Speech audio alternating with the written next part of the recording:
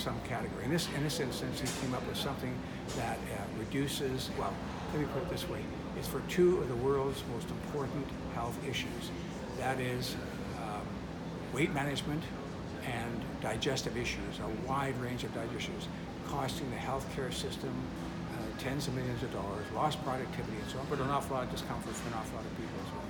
So his family, he has in his family, his mom and dad are doctors, his two sisters are doctors, and they were medical doctors, and he decided to go down a different pathway, down research. So he began at university, became a PhD. They decided to make him assistant dean of a faculty of 300 professors. So, and he had a bit of an entrepreneurial spirit in him already, even back then. So the professors weren't particularly well paid at that point in time. He decided that he would try to take some of the scientific projects that they were working on and see if they can be commercialized.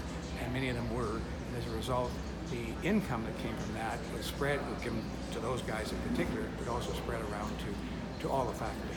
And then he came to Canada. Well, he was a visiting professor in Japan, then he became a visiting professor in the University of Alberta, and then he worked for three life sciences companies, three biotech companies in a row, all of them having financial troubles, as they sometimes do, and as they sort of try to scale up their products and so on, and try to commercialize them.